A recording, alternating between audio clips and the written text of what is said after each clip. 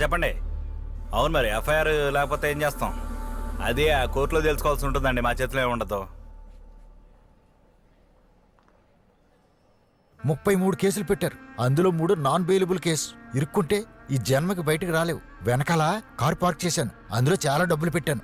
ఎలాగైనా తప్పించుకుని వచ్చాయి.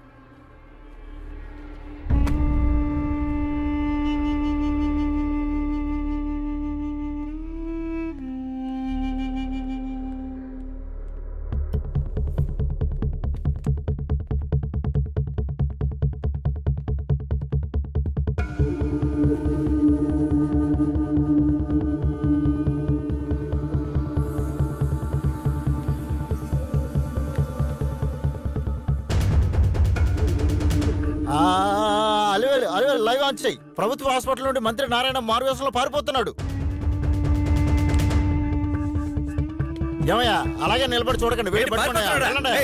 అలివేలు లైన్ లో ఉన్నావా? I want suggestional issue for you. వెంటనే లైవ్ ఆన్ చేయి. 2 రాష్ట్రాల్లో తెలుగు ప్రజల కోసం ఒక ముఖ్యమైన బ్రేకింగ్ న్యూస్ మీకోసం. అన్నా బయటకు వచ్చాడన్నా.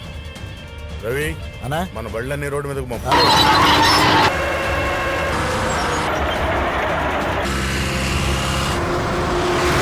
నిజం టీవీ ప్రేక్షకులారా, మంత్రి నారాయణ ముఖం చూపించడానికి మేము చాలా పోరాటం చేస్తున్నాం. నువ్వు కెమెరా జూమ్ చెక్.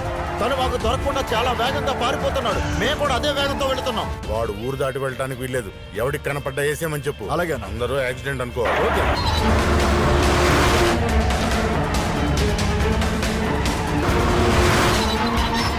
అలివేలు నువ్వు కనుక చూసావంటే మేము ఎంత రిస్క్ తీసుకున్నామో తెలుస్తుంది. మంత్రి నారాయణ కారులో చాలా వేగంగా వెళుతున్నారు. ఆయన వెంబడించి మేము వెళుతున్నాం. ఎలాగైనా ఆయన పట్టుకొని ఆయన జతలు నిజాలు కక్కించి ప్రజల ముందు పెట్టాలని మేము చాలా రిస్క్ తీసుకుంటున్నాం. నువ్వేమన్నావు అలివేలు?